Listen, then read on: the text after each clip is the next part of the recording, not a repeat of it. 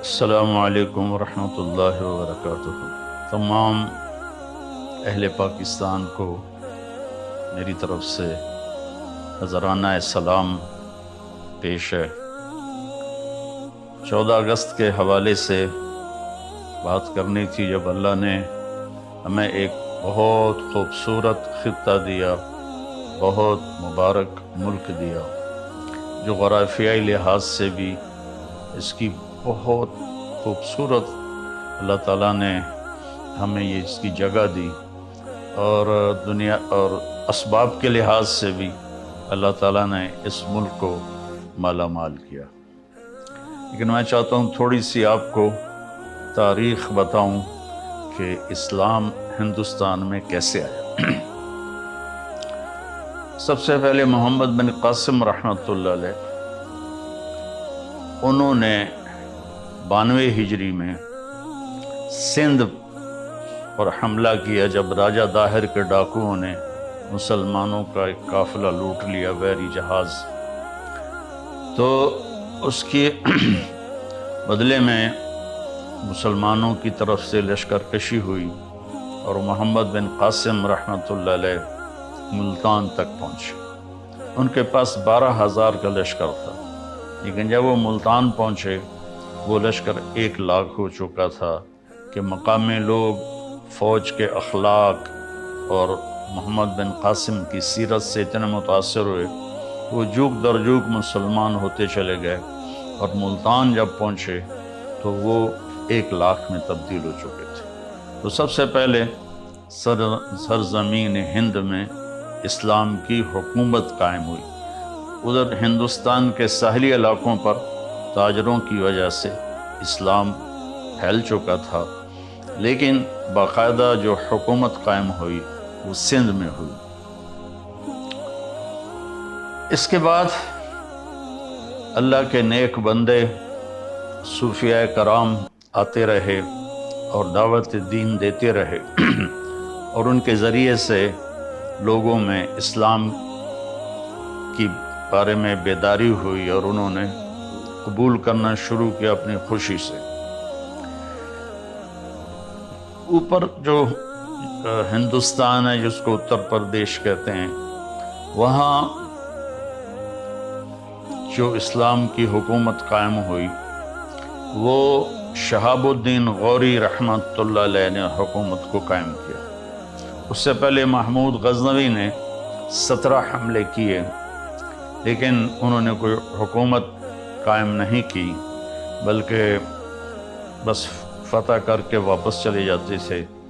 البتہ بھیرا تک، ملتان تک انہوں نے اپنی حکومت کو وسیع کیا، کہ اس وقت ملتان میں ایک کافر طبقہ تھا جو کہتا ہم مسلمان ہیں، قرامطہ، لیکن وہ بہت ہی گندے سفاک لوگ تھے، تو ان کو محمود غزنوی نے صاف کیا۔ پھر 1191 صدی میں ہندوستان کا سب سے بڑا حکمران پرتھوی راج تھا۔ ہندوستان میں راجے مہاراجے بہت سارے تھے، صرف 2 کی حکومت قائم ہوئی پورے ہندوستان پر، ایک جلال الدین اکبر اور ایک اورنگزیب عالمگیر۔ تو 1190 میں شہاب الدین غوری اور پرتھوی راج کی لڑائی ہوئی تراوڑی کے میدان میں، جس میں شہاب الدین غوری کو شکست ہوئی، اور وہ زخمی ہو کر گر رہا تھا۔ پیچھے سے ایک ترک سپاہی نے اپنے گھوڑے سے چھلانگ لگائی اور ان کو یوں پکڑا، اور گھوڑا لے کر وہ لشکر کو چیرتا ہوا نکل گیا، جان بچ گئی۔ اس کے بعد وہ سارا سال بستر پہ نہیں سویا، اور جو بھاگے تھے ان کو بڑی سزائیں دی اس نے۔ پھر 1191 میں وہ اپنا لشکر لے کر دوبارہ نکلا، اور اسی میدان میں آ ٹھہرا جہاں پہلی جنگ ہوئی تھی۔ تو پرتھوی راج اس دوران تیاری کے بغیر مطمئن رہا کہ میں نے شکست دے دی ہے، میرا کوئی کیا بگاڑ سکتا ہے، تو وہ اس میں تھوڑی سستی آ گئی۔ جب لشکر آمنے سامنے ہوئے تو پرتھوی راج نے کہا تم چلے جاؤ ورنہ تمہارا یہی حال کروں گا جو پہلے کیا تھا۔ شہاب الدین غوری نے اپنا لشکر ہٹا لیا اتنی دور تک کہ وہ نظر آنا بند ہو گیا، اور پھر صبح سے پہلے اس نے اپنے لشکر کو حملے کا حکم دیا۔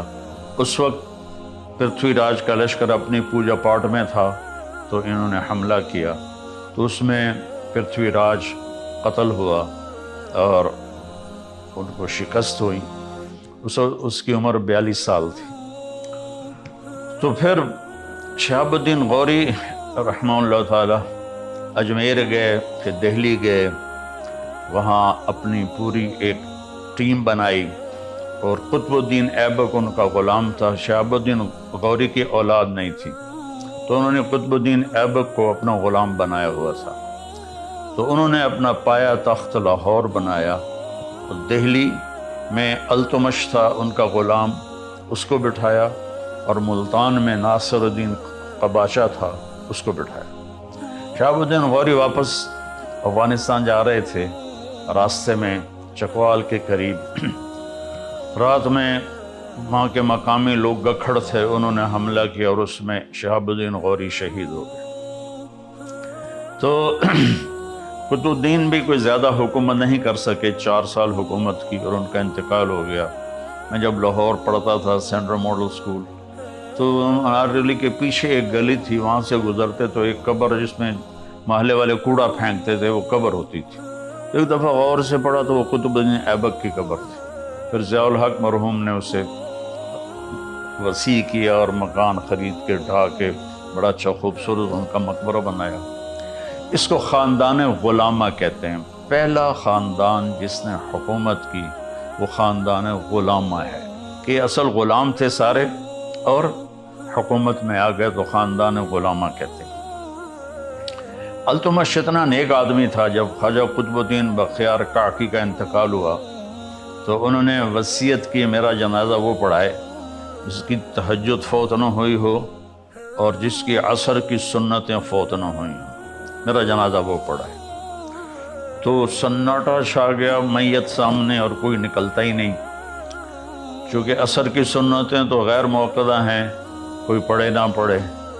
تو جب کوئی بھی نہیں نکلا تو پھر ایک آدمی منہ لپیٹے ہوئے روتا ہوا باہر نکلا کہ میرے پیر نے میرا راز فاش کر دیا۔ وہ سلطان التمش تھا جس نے جنازہ پڑھایا کہ میری نہ کبھی عصر کی سنتیں قضا ہوئی ہیں نہ تہجد قضا ہوئی ہے۔ ان کے پاس ایک دفعہ غلاموں کی ایک جماعت لائی گئی، تو انہوں نے 19 غلام سلیکٹ کیے اور 20واں چھوڑ دیا۔ اس کا قد بھی چھوٹا تھا اور شکل بھی اچھی نہیں تھی، باقی 19 اس نے خرید دی۔ تو وہ غلام جس کو انہوں نے رد کیا، اس نے کہا بادشاہ سلامت آپ نے یہ غلام کس لیے خریدے ہیں؟ کہنے لگے اپنے لیے۔ اگر مجھے اللہ کے لیے خرید لو۔ تو اس کو یہ جواب بڑا پسند آیا اور اس نے اس کو بھی خرید لیا۔ اس کا نام تھا غیاث الدین۔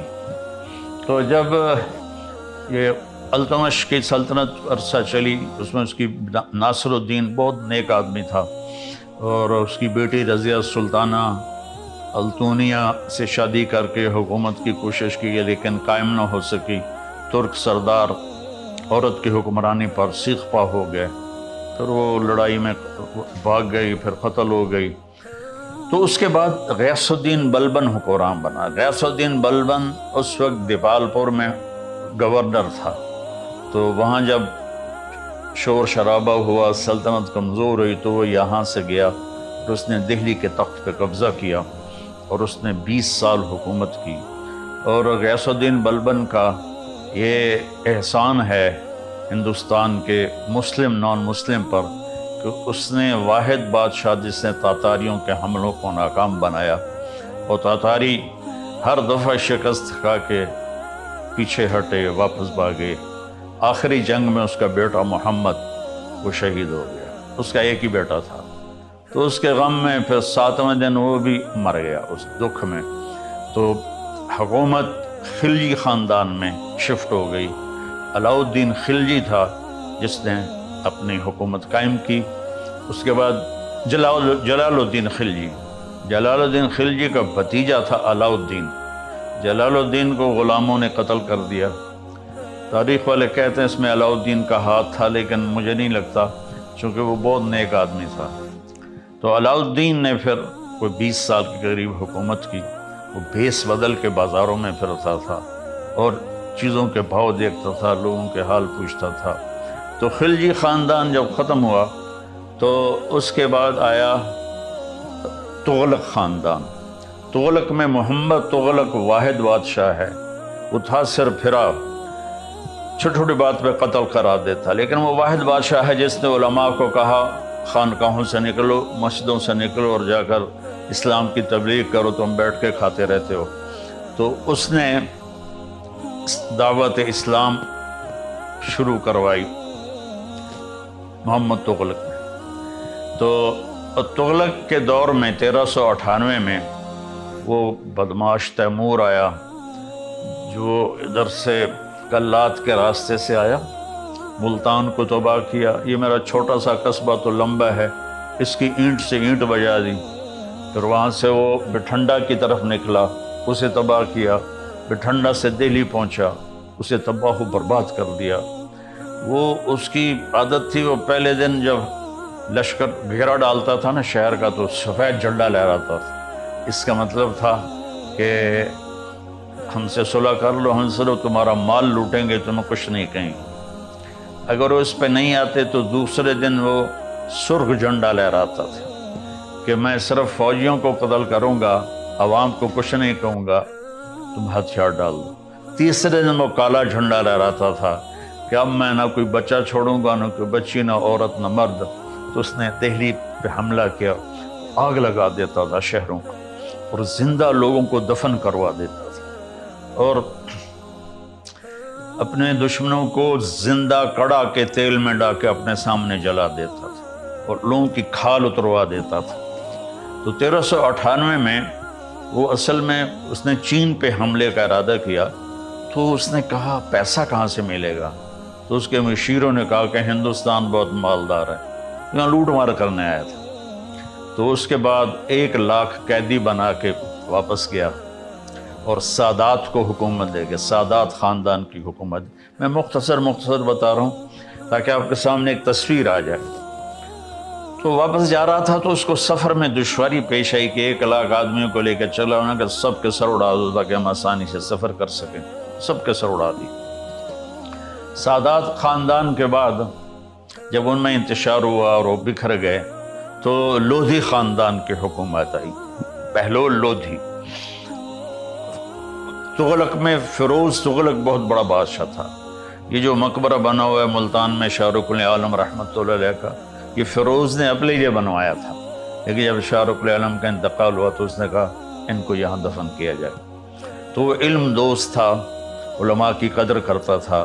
تو لمبا میں ایک اس زمانے میں مولوی عبداللہ صاحب رحمۃ اللہ علیہ تھے، فیروز تغلق نے ان کو بلایا اور ان کا احترام کیا، ان کو دہلی میں اعلیٰ عہدے پر فائز کیا۔ وہ تلمبا سے گئے تھے، وہاں ان کے علم کا شہرہ تھا۔ تو تغلقوں کو ختم کر کے تیمور نے سادات کو حکومت دے دی، وہ چلانے میں ناکام رہے۔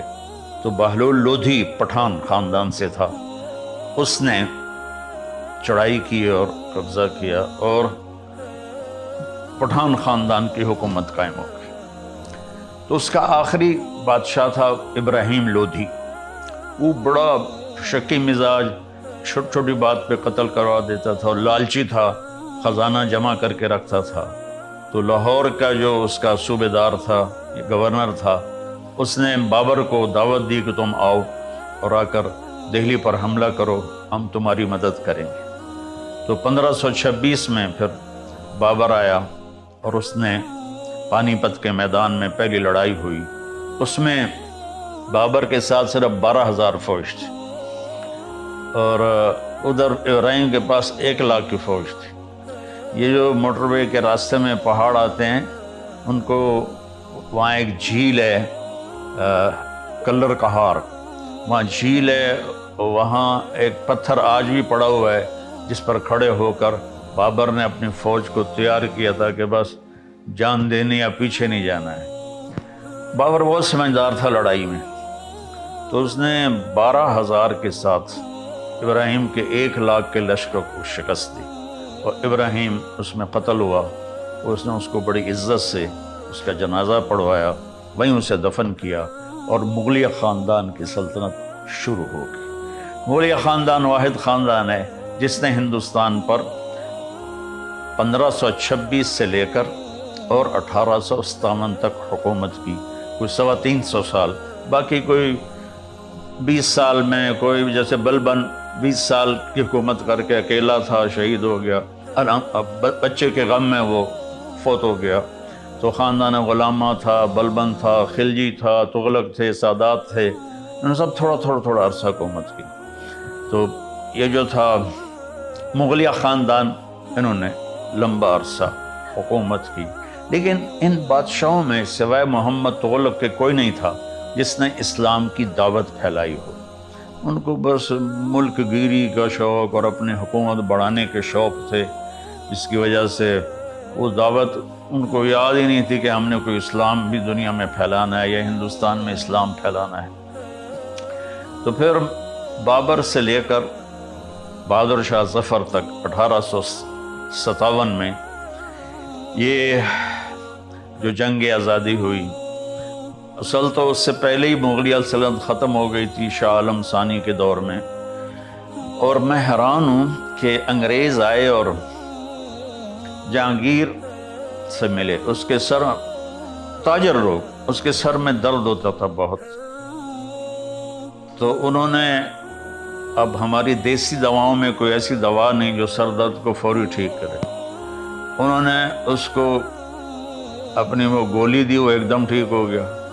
وہ کہنے لگا مانگو کیا مانگتے ہو؟ کہا ہمیں یہاں تجارت کی اجازت دے دو۔ انہوں نے کہا چلو جاؤ ادھر بنگال کی طرف۔ جب شاہ جہاں آیا تو اس کے وزیروں نے کہا یہ بڑے خطرناک نظر آ رہے ہیں، ان کو بھگا دو۔ کہ ان کی اوقات کیا ہے؟ اس وقت تو کوئی سوچ بھی نہیں سکتا تھا کہ شاہ جہان کے دور میں یہ چند انگریز یہ پورے ہند کے حکمران ہو جائیں گے۔ تو اب ان کی بے وقوفیاں تھیں۔ شاہ جہان کی بیوی تھی ممتاز محل، اس کا 14واں بیٹا پیدا ہوا، تو وہ اس میں درد ذہ میں وہ فوت ہو گئی، اور مرتے ہوئے اس نے کہا میرا ایسا مقبرہ بنانا کہ دنیا میں کسی کا ایسا مقبرہ ہی نہ ہو۔ تو اس نے اس وقت کے 30 کروڑ سونے کے سکے اس مقبرے پر لگائے بنانے میں، وہ آج کے کھربوں روپے بن جاتے۔ اس سے تو پتہ نہیں وہ لوگوں کی فلاحی کام کتنے کر سکتا تھا، کتنے کام کروا سکتا تھا۔ اور جہانگیر سے زوال شروع ہوا کہ جہانگیر نے دکن میں حکومت تھی عادل شاہی، جہانگیر کو تھا کہ میں سارا ہندوستان فتح کروں، اکبر عادل شاہی کو فتح نہیں کر سکا تھا۔ جہانگیر وہاں 25 سال وہاں بیٹھا رہا اور دہلی کا پایا تخت چھوڑ دیا، وہیں اس کی موت ہوئی، وہیں اس کی قبر بنی۔ ویران قبر ہے، کوئی جاتا ہی نہیں، کسی کو پتہ ہی نہیں ہے۔ یہ عالمگیر ہے جس نے 50 برس ہندوستان پہ حکومت کی۔ اس کے بعد زوال شروع ہو گیا، اور آہستہ آہستہ آہستہ آہستہ آہستہ آہستہ ادھر 1757 میں انگریزوں نے سراج الدولہ کو شکست دی۔ سراج الدولہ رات عورتوں کے رقص دیکھتا تھا اور دن میں 12 بجے اٹھتا تھا۔ اور لارڈ کلائیو جو تھا وہ تہجد میں گھوڑے پہ سوار ہوتا تھا اور دن ڈوبنے پر گھوڑے سے اترتا تھا۔ تو ایسے لوگ کہاں کامیاب ہو سکتے ہیں؟ تو اس نے صرف 3000 کے لشکر کے ساتھ 50,000 کے لشکر کو شکست دی، اس میں میر جعفر ساتھ مل گیا تھا۔ 1757 میں، اور مزے کی بات یہ ہے کہ اس نے جو لیے فوجی وہ ہندو فوجی تھے، یعنی کوئی ہندو کوئی مسلمان، ہندوستان کی فوج سے ہندوستان کو فتح کیا۔ انگریز تو بہت تھوڑے سے تھے، تو انہوں نے ان کو منظم کیا، اور اس وقت وہ ایڈوانس ہو چکے تھے، توپ خانہ تھا، تو وہ ان کی توپوں نے لشکر میں تباہی مچا دی سراج الدولہ کے۔ تو پھر جو آخری امید تھی ہندوستان میں اسلامی حکومت کو، ٹیپو سلطان تھے، وہ 1831 میں شہید ہو گئے لڑائی میں۔ اور یعنی دکھ کی بات ہے کہ اس لڑائی میں حیدرآباد دکن کا جو نظام تھا وہ انگریزوں کے ساتھ اپنی فوج لے کر سلطان ٹیپو پہ حملہ کرنے آیا تھا، تو وہ اللہ اس کی درجات بلند فرمانے کا، شیر کی ایک دن کی زندگی گیدڑ کی 100 سالہ زندگی سے بہتر ہے۔ اس کو ایک اسکاٹ لینڈ کا سپاہی تھا، اس نے قتل کیا تھا، اس کا مجسمہ اب بھی وہاں ایڈنبرا میں بنا ہوا ہے۔ تو اس وقت وہ جنرل ہنگسر، یہ ہیری تھا، مجھے نام میں شک پڑ رہا ہے، اس نے کہا اب ہندوستان ہمارا ہے، 1831۔ پھر وہ شاہ عالم ثانی کے دور میں دہلی پر آ گئے، اور شاہ عالم ثانی کی حکومت صرف محل میں تھی اور قلعے میں تھی۔ 1857 کی جنگ آزادی ہوئی، وہ ایک غدر تھا، اور اس میں انہوں نے بہت ظلم کیے، اور کوئی منظم نہیں تھا، کسی قسم کی کوئی ترتیب نہیں تھی، تو انہوں نے دلی میں لوٹ مار مچا دی۔ تو ایسے کہاں لڑ سکتے تھے؟ تو پھر انگریزوں آئے اور انہوں نے دوبارہ اس پر قبضہ کیا، اور 1857 سے لے کر 1947 تک انگریز حکمران آئے، اور انہوں نے اپنے نظام تعلیم جاری کیا۔ یہاں جو بھی تبدیلیاں لے کر آئے وہ بعد میں ہندوستان والے، پاکستان والوں کے لیے بڑی مفید ثابت ہوئی۔ تو 1947 تو علامہ اقبال رحمۃ اللہ علیہ نے سب سے پہلے تصور پیش کیا کہ ہمارے لیے ایک الگ ملک ہونا چاہیے جس میں مسلمان اپنے طرز اسلام پر زندگی گزار سکیں۔ تو اللہ تعالیٰ درجہ بلند فرمائے قائد اعظم رحمۃ اللہ علیہ کے، وہ اس وقت مسلم لیگ کی بنیاد رکھی گئی 1940 میں، یا شاید اس سے پہلے 1940 میں تھی، لیکن وہ بری طرح ہار گئے، تو لیکن انہوں نے ہمت نہیں ہاری، اور پھر دوبارہ لگ گئے۔ تو اکثر علماء کا یہ تھا ذہن کہ الگ ملک نہیں بننا چاہیے، بہت قتل عام ہوگا، لیکن مولانا شبیر احمد عثمانی رحمۃ اللہ علیہ، اور مولانا ظفر احمد عثمانی رحمۃ اللہ علیہ، اور مولانا اشرف علی تھانوی رحمۃ اللہ علیہ، ان کا ذہن یہ تھا کہ الگ ملک ہونا چاہیے، چونکہ مسلم اور غیر مسلم کی ترجیحات ایک نہیں ہیں، تو یہ اکٹھے چل نہیں سکیں گے، اور یہ بات ان کی بہت درست تھی۔ اللہ تعالیٰ نے اپنا فضل فرمایا اور ان کی محنت۔ دوسرا 1941 میں جو جنگ عظیم ہوئی دوسری، اس میں برطانیہ ٹوٹ کے رہ گیا اور اس کی ساری طاقت ختم ہو گئی، اور اس کے ملک جس پر قبضہ تھا، ایک دور تھا انگریز کی سلطنت میں سورج نہیں ڈوبتا تھا، اور پھر کیا ہوا کہ آہستہ آہستہ سارے ملک نکلتے گئے، تو انہوں نے دیکھا کہ اب ہم انڈیا پہ حکومت قائم نہیں کر سکتے، اور ادھر سے تحریکیں بڑھتی گئیں، پاکستان کا مطلب کیا، لا الہ الا اللہ، یہ نعرے پورے ہندوستان میں گونج رہے تھے، پاکستان کا مطلب کیا، لا الہ الا اللہ۔ ہمارے بڑوں نے تو لا الہ الا اللہ کی بنیاد پر بنایا تھا، اللہ کرے گا کبھی آ جائے گا اس بنیاد پر۔ تو 1947 میں پھر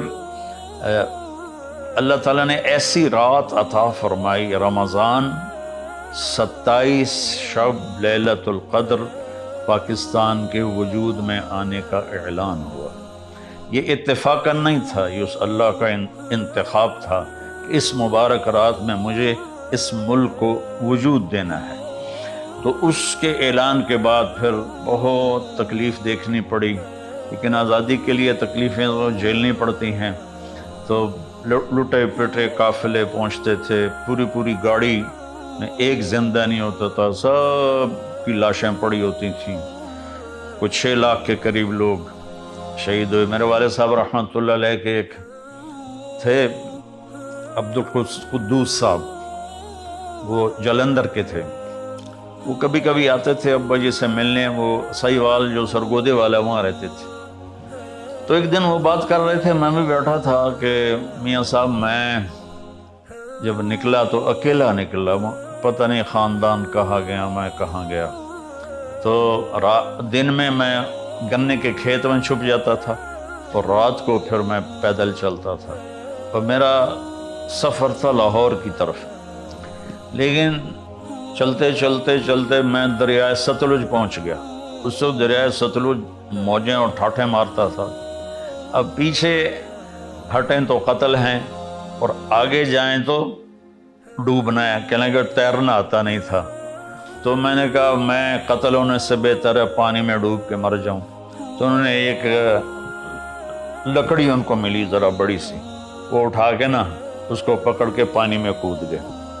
کہنے کہ جب میں تھوڑا سا آگے گیا تو سارا دریا لاشوں سے بہہ کے چل رہا تھا، پانی نظر ہی نہیں آ رہا تھا، لاشیں ہی لاشیں تھیں اور نیچے پانی تھا، لاشیں اوپر تھیں۔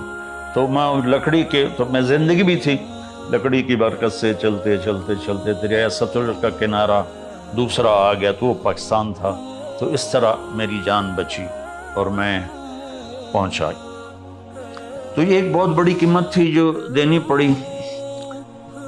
اللہ تعالیٰ قائد اعظم رحمۃ اللہ علیہ کی قبر کو روشن فرمائے، احسان عظیم کی امت پر، انتہائی دیانتدار، انتہائی سچے، انتہائی کھرے۔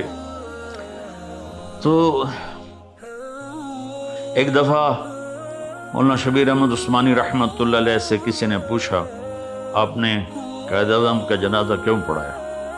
کہنے لگے جنازے سے چند دن پہلے میں نے خواب دیکھا اللہ کے نبی کھڑے ہیں اور ساتھ قائد اعظم ہیں، اور اللہ کے نبی فرماتے ہیں یہ ہمارا مجاہد ہے، تھپکی دیتے ہیں اور کہتے ہیں یہ ہمارا مجاہد ہے۔ تو کہا میں نے اس لیے ان کا جنازہ پڑھایا۔ اور ایک دفعہ میں نے خواب میں دیکھا تو میں نے پوچھا آپ کا کیا حال ہے؟ کہنے لگے میں بڑی راحت میں ہوں، میں بڑی راحت میں ہوں۔ تو پھر انہوں نے نا اپنی 2 انگلیاں میری طرف کی کہ یہ چوس لو۔ تو میں تھوڑا ڈرا کہ پتہ نہیں کیا ہے کیا نہیں۔ کہنے لگے ڈرو نہیں بیٹا، یہ چوس لو، اللہ تجھ سے 3 کا کام لے گا۔ وہ 2 انگلیاں میں منہ میں ڈالی تو اس میں سے گاڑھا میٹھا شہد نکل کے میرے منہ میں آنا شروع ہوا۔ اس کے ساتھ ہی میری آنکھ کھلی تو اس کی مٹھاس میرے منہ میں باقی تھی۔ تو ان کو مہلت نہ ملی، پہلے ٹی بی کا شکار تھے اور اپنا مرض چھپاتے رہے، اس لیے وہ جلدی دنیا چھوڑ کے چلے گئے۔ اور اس کے بعد لیاقت علی خان رحمۃ اللہ علیہ 4 سال کے بعد شہید کر دیے گئے۔ تو افراتفری پڑ گئی۔ میں یہ بتانا چاہتا ہوں کہ یہ خطہ جنت کا ٹکڑا ہے، بے نظیر ہے، ساحل اعلیٰ ہیں، دریا ہیں، پہاڑ اتنے خوبصورت ہیں کہ دیکھ کے عقل دنگ رہ جاتی ہے۔ سوئٹزرلینڈ لوگ بھول جائیں، اگر ہمارے پہاڑوں کے راستے ٹھیک ہوتے تو پوری دنیا یہاں آتی، اور ٹورزم سے پاکستان کی کمائی کہاں سے کہاں چلی جاتی۔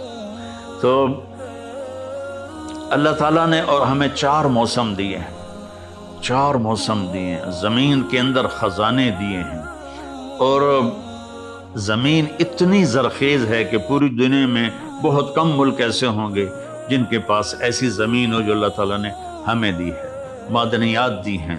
ان کی حفاظت ہم کر لیں تو سارے قرضے بھی اتر جائیں گے اور پورا ملک بھی خوشحال ہو جائے گا۔ تو اور 3 بڑے پہاڑی سلسلے پوری دنیا کے جو سب سے بڑے پہاڑی سلسلے ہیں وہ گلگت کے راستے میں آ کر اکٹھے ہوتے ہیں، ایک قراقرم، ایک ہندوکش اور ایک ہمالیہ۔ یہ 3 پہاڑی سلسلے آ کر یوں ملتے ہیں، پوری دنیا میں یہ نظیر کہیں نہیں ملتی کہ دنیا کے سب سے بڑے پہاڑی سلسلے وہ آ کر یہاں ملتے ہوں۔ تو میرے بھائیو، اصل میں چیز جب بگڑتی ہے جب انسان بگڑتا ہے، اور چیز اس وقت بنتی ہے جب انسان بنتا ہے۔ پیشے خراب نہیں ہوتے سوائے حرام کے، کوئی شراب بیچ رہا ہے، کوئی جوا کھلا رہا ہے، کوئی اس قسم کے کام کر رہا ہے، تو جو پیشے بگڑے ہیں وہ تو بڑے اچھے ہیں، لیکن اس میں جو چلا رہے ہیں نا وہ ان سے بھول ہو گئی اور وہ اپنے مقصد سے پیچھے ہٹ گئے اور اللہ تعالیٰ کو بھلا دیا، آخرت کے حساب کو بھلا دیا، جنت کا شوق مٹ گیا، جہنم کا خوف مٹ گیا۔ تو بھائیو 14 اگست ہم منائیں۔ وہ ہمارے نوجوان بچے وہ سیلنسر اتار کے مال روڈ پہ چلتے ہیں اور شور مچاتے ہیں، کئی مر جاتے ہیں، یہ خوشی نہیں ہے۔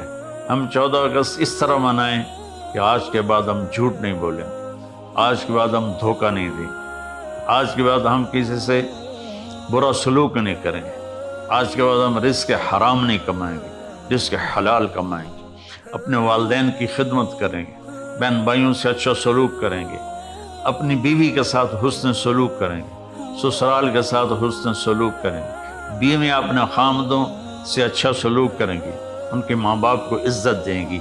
یہ وہ چیزیں ہیں جس سے ہمارا ملک خوبصورت بن جائے گا۔ میں ایک حدیث سناتا ہوں، اگر ہم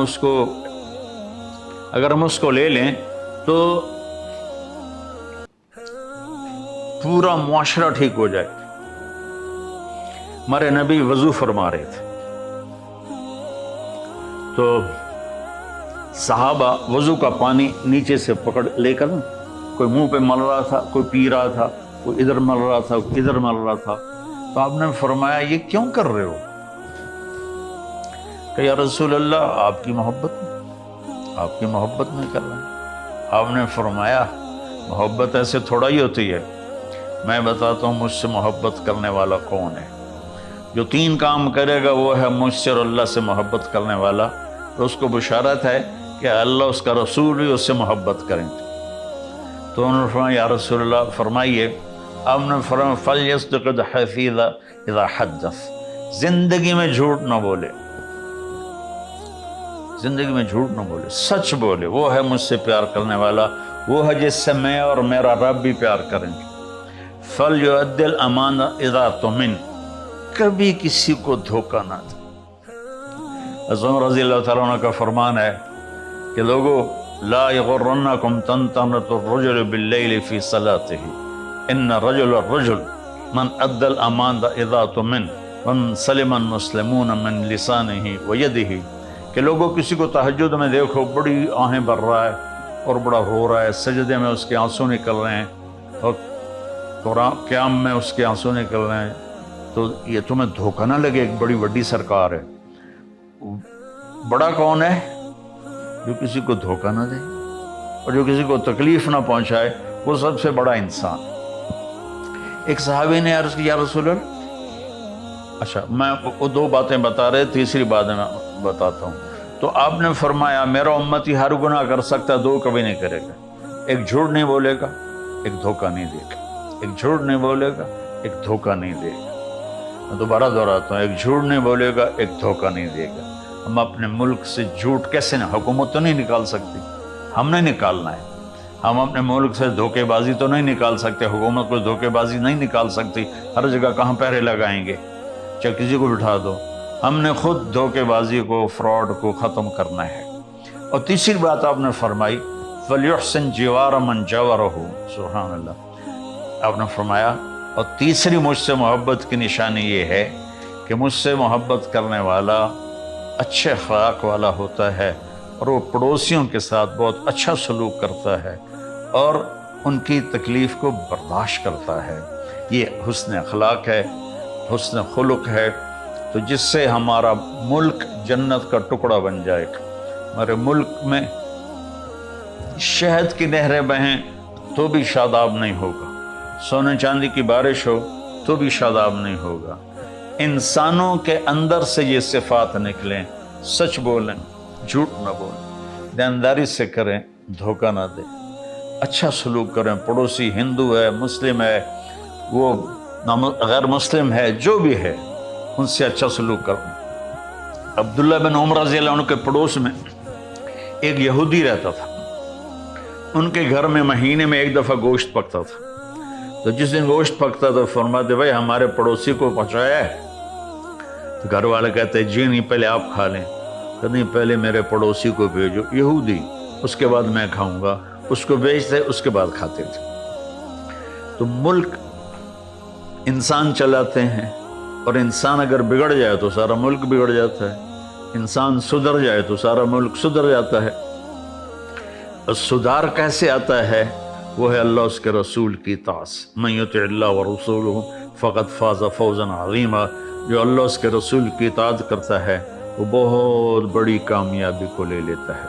چونکہ میرے بھائی بہنوں، میرے بچوں، ہماری صرف یہی زندگی نہیں ہے، زندگی موت کے بعد شروع ہوتی ہے۔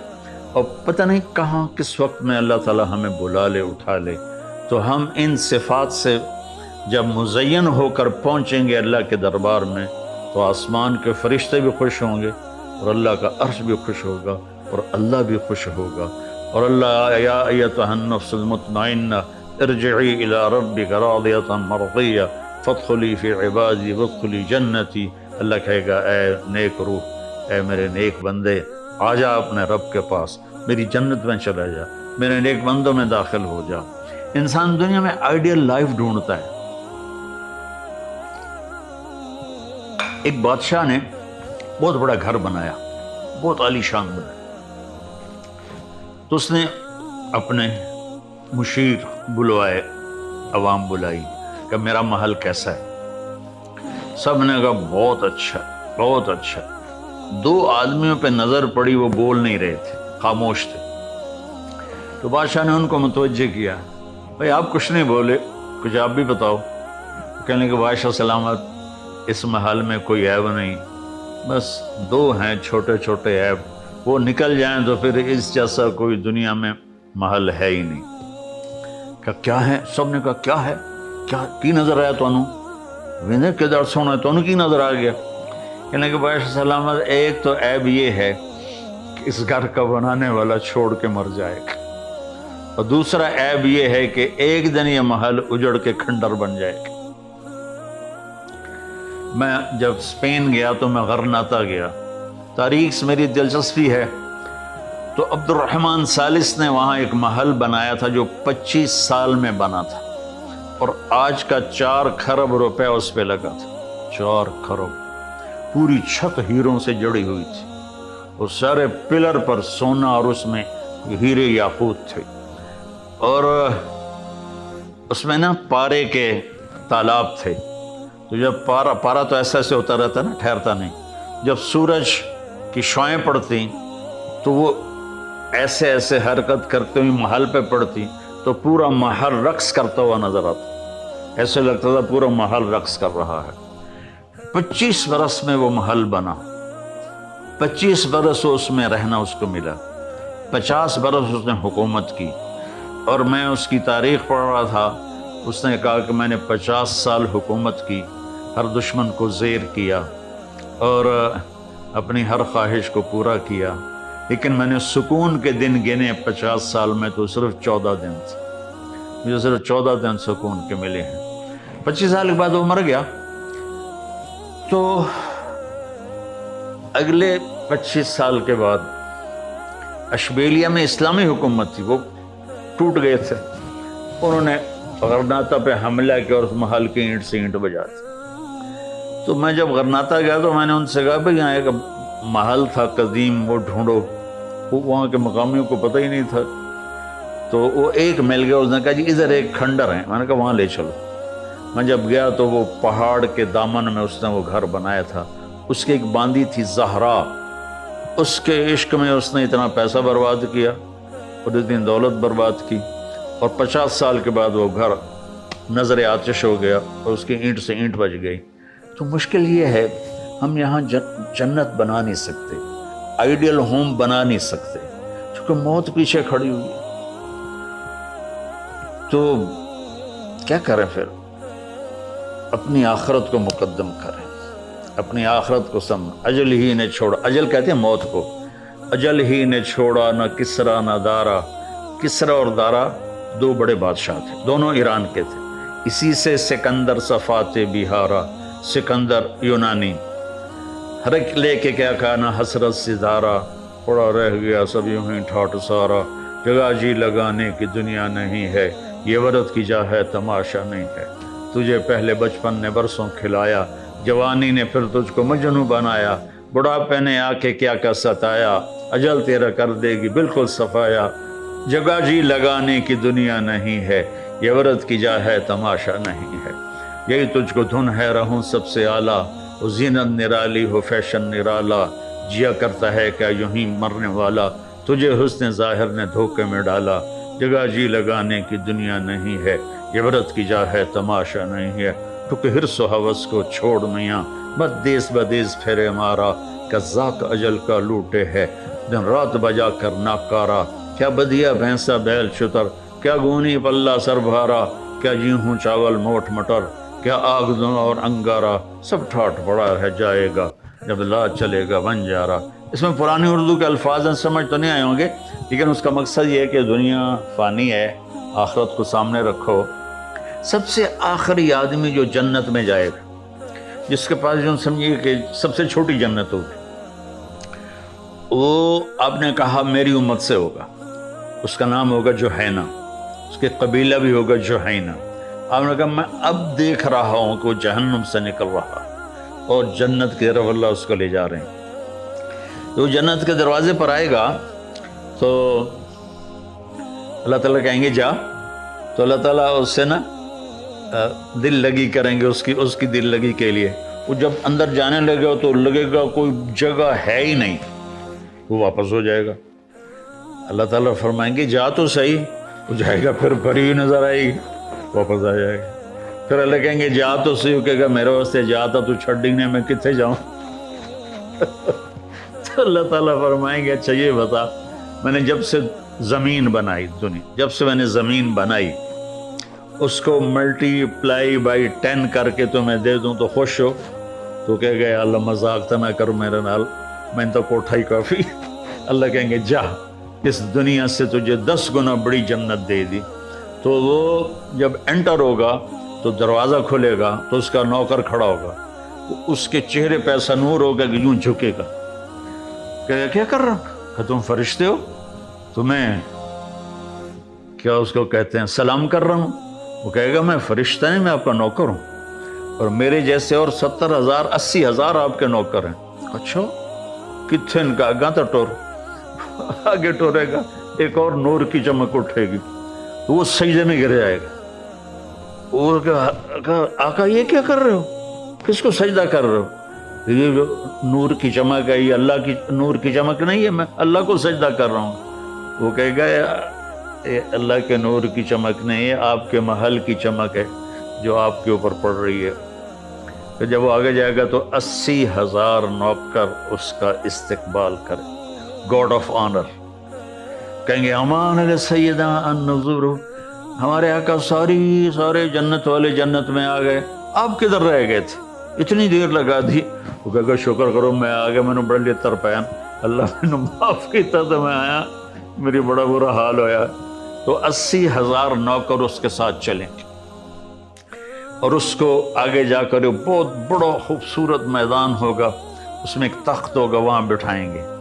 तो वो कहेगा ऐसा सारा कुछ कहता है, कहेंगे सारा कुछ आपका है। अच्छा, फिर वो कहेंगे भाई हमारे आका जहन्नुम से आए हैं, भूखे भी हैं, पैसे भी हैं, खिलाओ भाई पिलाओ भाई।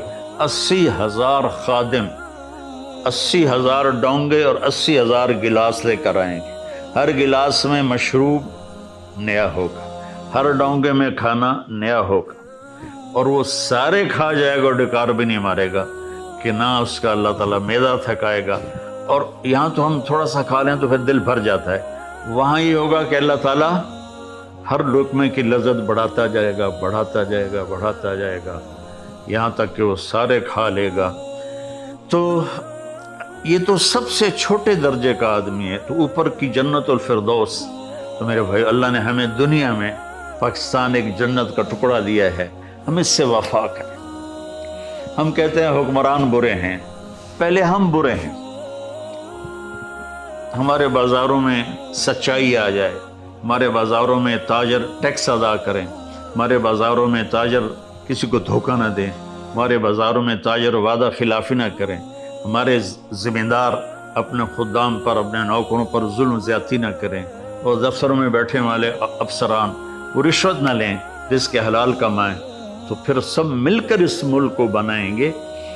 सिर्फ हुकूमत नहीं बना सकती, हुकूमत मुख्तसर सी एक जमात है, वो हर आदमी से सच कैसे बुलवाएगी, हर आदमी को जानदारी पे कैसे लाएगी।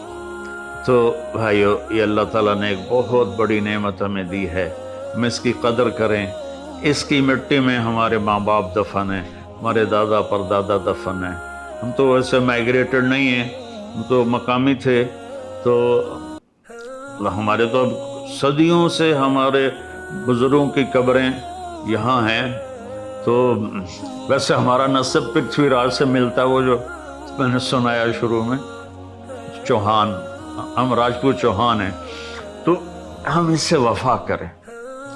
اور زمینداروں سے کہتا ہوں اللہ کے واسطے محنت کرو، زمینیں ٹھیکے پہ دے دیتے ہیں، خود بیٹھے رہتے ہیں، پھر زمینیں بیچنے لگ جاتے ہیں، ماں باپ کی وراثت کو ایسے اڑا کے رکھ دیتے ہیں، یہاں تک کہ پھر سڑکوں پہ آ جاتے ہیں۔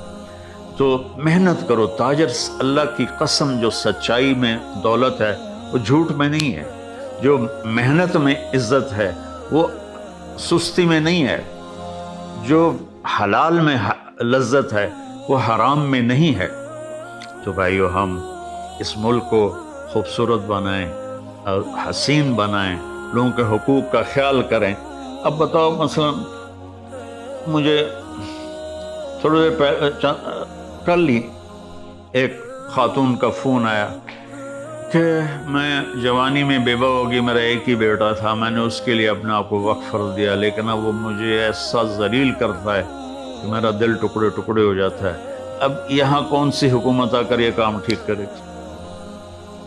اور جب میرے نبی سے پوچھا گیا یا رسول اللہ قیامت کب آئے گی؟ آپ نے کہا اللہ کو پتہ ہے۔ کہ یا رسول اللہ کو نشانی بتائیں، تو آپ نے فرمایا جب بیٹیاں بھی ماؤں کو ذلیل کریں گی تو قیامت آ جائے گی۔ بیٹے تو ہوتے ہیں سرکش، جب بیٹیاں بھی سرکش ہو جائیں گی اور ماؤں کو ذلیل کریں گی تو اللہ تعالیٰ قیامت کا ڈنکا بجا دے گا۔ تو اب گھر میں کون سا پیرا لگے؟ اپنی تربیت، اپنا خیال۔ ہمارا مزاج بن گیا او اے کر رہا ہے، او اے کر رہا ہے، او اے کر رہا ہے، ادھر نہیں، ہم ادھر آ جائیں۔ میں کیا کرتا ہوں، وہ جو اللہ تعالیٰ مغفرت فرمایا علامہ اقبال رحمۃ اللہ علیہ کی، ایسا شاعر زندگی میں نہیں آیا کوئی، تو وہ کہتے ہیں تجھے کیوں فکر ہے اے گل دلے صد چاک بلبل کی، تو اپنے پیرہن کے چاک تو پہلے رفو کر لے، اپنے من میں ڈوب کر پا جا سراغ زندگی۔ اور سلطان بابا فرماتے ہیں دل دریا سمندروں ڈوبے، کون دلا دیاں جاڑے ہوں، وچے بیڑے وچے جھیڑے وچے ونج مہانے ہو۔ تو نوجوان اپنے ماں باپ کی قدر کریں، اپنے ماں باپ کو عزت دیں، ان سے محبت کریں۔ ماں باپ سے کہتا ہوں اولاد کو عزت دیں، محبت دیتے ہیں، عزت نہیں دیتے، جس سے ماں باپ اور اولاد میں فاصلہ پیدا ہو جاتا ہے۔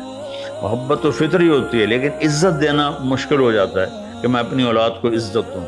ہم ان کو عزت دیں گے، وہ ہمارے قریب آ جائیں گے، ہمارے لیے ہمارے بازو بنے۔ ایسی خاوند اور بیوی، سب سے بڑا جو شیطان خوش ہوتا ہے وہ اس پر خوش ہوتا ہے کہ خاوند اور بیوی میں جھگڑا ہو جائے۔ اللہ تعالیٰ صلح پر اتنا خوش ہوتا ہے، خاوند بیوی لڑ پڑیں، صلح کر لیں، ان کے پچھلے سارے گناہ معاف ہو جاتے ہیں۔ میرے بھائی بہنوں، ہم 14 اگست ایسے منائیں کہ بھائی ہم نے جھوٹ نہیں بولنا، ہم نے دھوکہ نہیں دینا، ہم نے فراڈ نہیں کرنا، ہم نے حرام نہیں کھانا، ہم نے ماں باپ کو تنگ نہیں کرنا، ہم ان کی فرمانبرداری کریں گے، بیوی خاوند کی خدمت کرے، خاوند بیوی کو عزت دے۔ تو بازار میں بیٹھو تو سچ، صادق اور امین، میرے نبی جو ہائی لائٹ ہوئے صفتوں میں 2، صادق امین، سچے دیانتدار۔ پورے اسلام کو اگر آپ مجھ سے پوچھیں کہ مولوی صاحب پورا اسلام 2 لفظوں میں بتاؤ تو سچائی اور دیانتداری ہے۔ اور ساری دنیا کے ظلمتوں کو، ساری دنیا کی اندھیریوں کو 2 لفظوں میں بتاؤ تو جھوٹ اور دھوکے بازی ہے، جھوٹ اور دھوکے بازی ہے، جھوٹ اور فراڈ ہے۔ بھائیو، اس ملک کی عزت ہماری عزت ہے، اس ملک کی عظمت ہماری عظمت ہے۔ آپ دیکھتے نہیں، دنیا کی واحد پاک اسلامی سلطنت ہے جس کو اللہ تعالیٰ نے نیوکلیئر پاور بنا دیا۔ یہ کتنا عظیم شان کام اللہ تعالیٰ نے کروایا ہے۔ تو اللہ نے اتنا ٹیلنٹ رکھا ہے ہماری نسل میں اور ہمارے نوجوانوں میں کہ اتنی غربت کے بعد اور اتنے ہر قسم کے دھوکے بازی کے بعد اللہ تعالیٰ نے اس کو ایک عالمی طاقت بنایا، اور اللہ تعالیٰ نے اس کو نیوکلیئر پاور بنایا، اور اللہ تعالیٰ نے اس کی عزت کو بحال کیا، وقار کو بلند کیا۔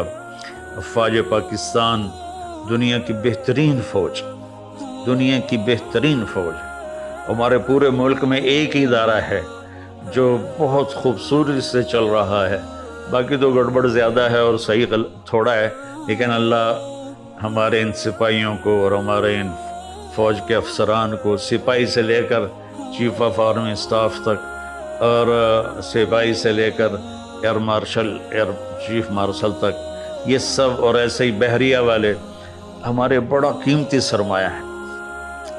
تو اللہ تعالیٰ نے ہمیں عزت دی ہے، ہمیں عزت کو بحال کریں، چونکہ جب فساد بڑھ جاتا ہے، گناہ بڑھ جاتے ہیں، پھر اللہ کی پکڑ آ جاتی ہے۔ تو اللہ تعالیٰ ہمیں عمل کی توفیق بخشے۔